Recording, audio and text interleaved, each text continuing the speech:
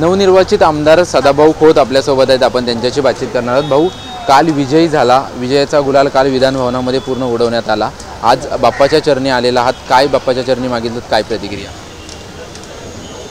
सिद्धविनायक यांच्या आशीर्वादानं, राज्यातल्या शेतकरी शेतमजुरांच्या आशीर्वादानं हा एवढा मोठा पल्ला मी गाठू शकलो आणि आज बाप्पांचं दर्शन घेऊन राज्यातल्या बळीराजाला हे वर्ष सुखाचं समाधानाचं जाऊ दे। कारण आता बऱ्यापैकी पाऊस राज्यामध्ये पडायला लागलेला आहे, शेतकऱ्यांचं शिवार हिरवगार होऊन दे, त्याच्या खळ्यावरती धनधान्याची रास लागून दे आणि त्या धान्याला सोन्याचा भाव मिळून दे, ही खऱ्या अर्थानं मागणं मी बाप्पांच्या चरणी केलं। निश्चितच मला गावगाड्यातल्या वारा ऊन पावसामध्ये राबणाऱ्या माणसांनी मला वाढवला, मला तळ हातातल्या फोडासारखा जपला आणि इथंपर्यंत आणला आणि आदरणीय देवेंद्रजीने एक सामान्य फाटक्या माणसाला या महाराष्ट्राच्या वरिष्ठ सभागृहामध्ये एक सदस्य म्हणून काम करण्याची संधी दिली। आदरणीय देवेंद्रजींना सुद्धा बाप्पांनी उदंड आयुष्य द्यावं आणि यशाची अनेक शिखरं त्यांनी पार करावी, ती हे बाप्पांच्या चरणी मी साकडं घातलं। ओएसिस फर्टिलिटीच्या तज्ञांनी IVF उपचार पद्धतीद्वारे 1 लाखांहून अधिक जोडप्यांना मातृत्व प्राप्तीचा आनंद दिला आहे।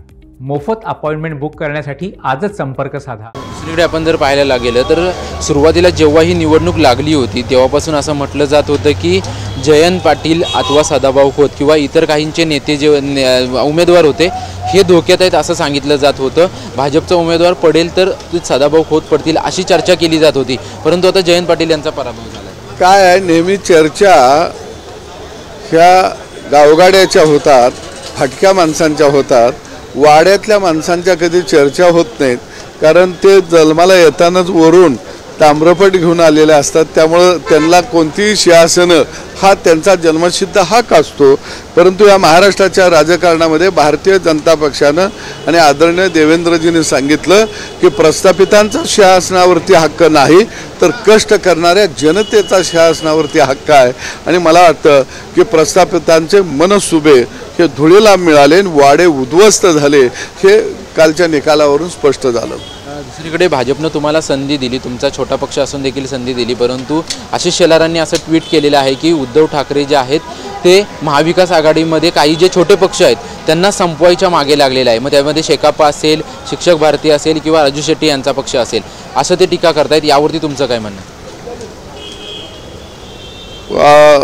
आदरणीय शिवसेना प्रमुख बाळासाहेब ठाकरे हे 12 बुलतेदारांना घेऊन किंवा वेगवेगळ्या सहकाऱ्यांना घेऊन या राज्यामध्ये काम करत होते, पण उद्धव ठाकरे साहेब हे देवाच्या आळंदीला निघाले पण मुक्काम त्यांचा चोरांच्या आळंदीला झाला। त्यामुळं बाळासाहेबांचे विचार त्यांनी भाषणामध्ये गुंडळून ठेवले आणि जी काही गावगाड्यातून आलेली माणसं, सर्वसामान्य माणसाचं लढत आलेली माणसं ही त्यांनी पायाखाली घेतली आणि म्हणूनच आज त्यांना सत्तेचा वनवास भोगावा लागत आहे। धन्यवाद आमच्याशी बातचीत केल्याबद्दल। आपण पाहतोय की नवनिर्वाचित आमदार सदाभाऊ खोत जे ते सिद्धिविनायक बाप्पाच्या चरणी आलेले आहेत आणि त्यांनी उद्धव ठाकरेंवरती टीका केलेली आहे। बाळासाहेब ठाकरे देवाच्या आळंदीला निघाले होते, परंतु उद्धव ठाकरे जे आहेत ते चोराच्या आळंदीला जात आहेत अशी टीका जी आहे ते सदाभाऊ खोत यांनी केलेली आहे। कॅमेरामन संतोष कदमसह निवृत्ती बाबर, TV9 मराठी, मुंबई।